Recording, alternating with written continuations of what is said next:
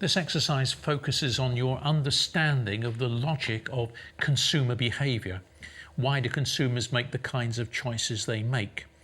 And this particular exercise we're going to do by checking our understanding of marginal utility analysis.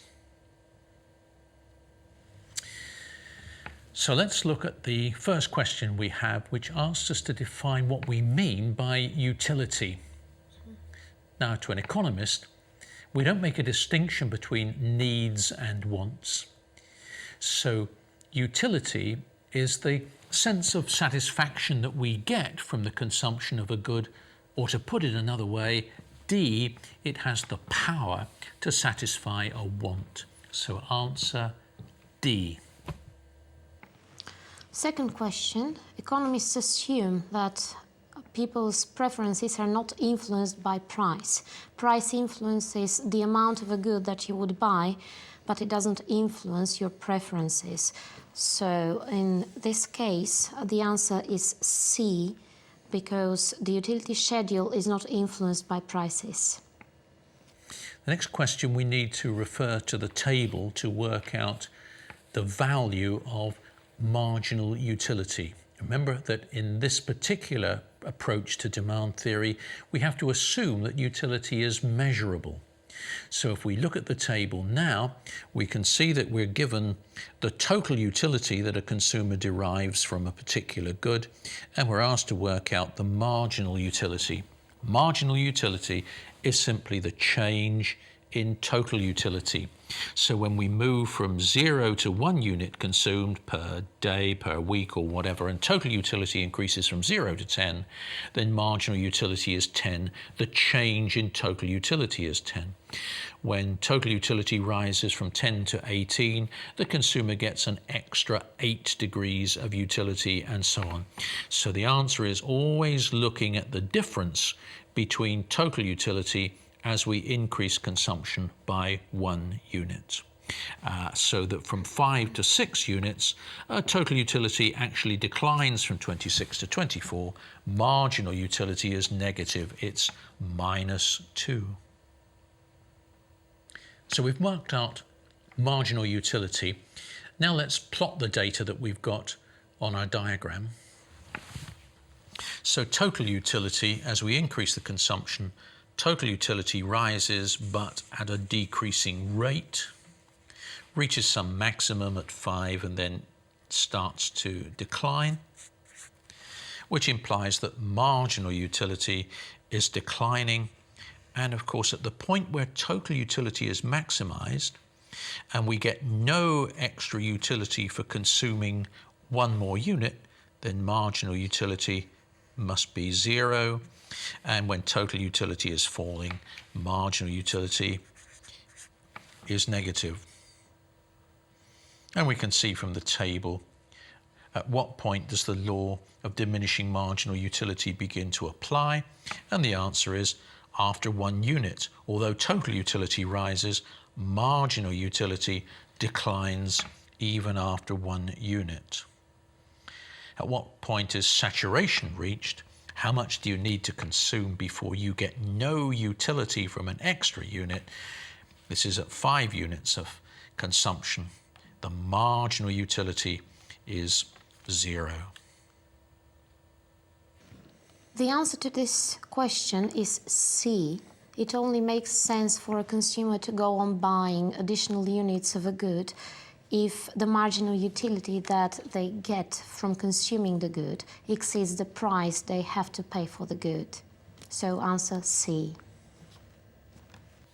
This next question, we need to look at the diagram to work out the answer. So let's do that.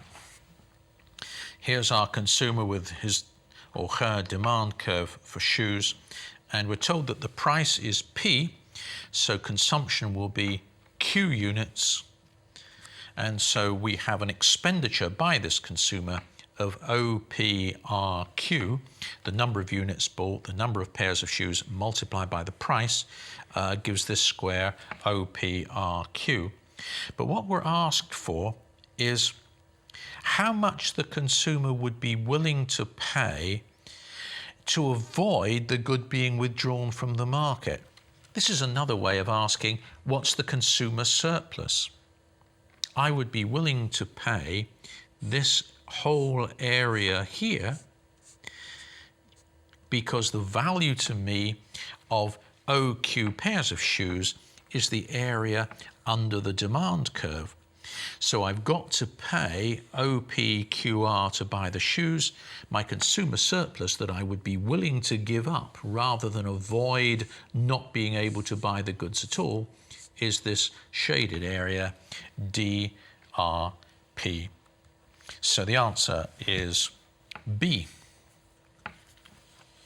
So we just said what the consumer surplus is. So that's the difference between what the consumer is willing to pay for a good and the price of the good itself. And we are asked here, what is the total monetary value of the consumer surplus? So for the first can of lemonade, the consumer is willing to pay 140 pence, and the price is 40, as we know. So the consumer surplus is 100. For the second unit of lemonade, for the second can, the consumer is willing to pay 100, and the price is 40. So the consumer surplus is 60.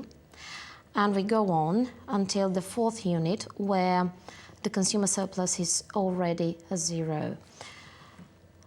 If we add up all these, we get a total of 180, and that's the total value of the consumer surplus. Question 4 asks us to consider the consumer in relation to his marginal utility and his price.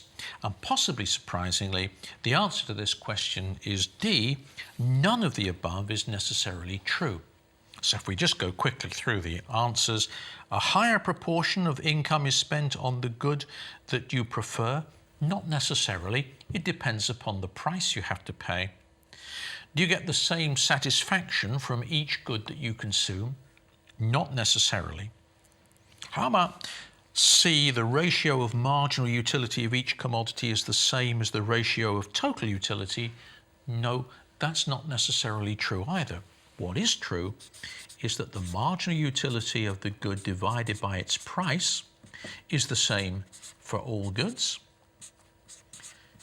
We could rearrange that and say that relative marginal utilities, marginal utility of A over marginal utility of B, is the same as the price of A over the price of B, but that's not the same as saying that relative marginal utilities equals relative total utilities.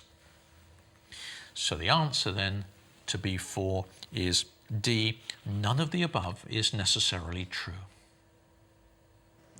Okay, so what we have here is a table showing us the marginal utilities. And we need to find out what is the total utility of consuming 8 units of good X. If we sum up all the marginal utilities, this is what we are going to get at.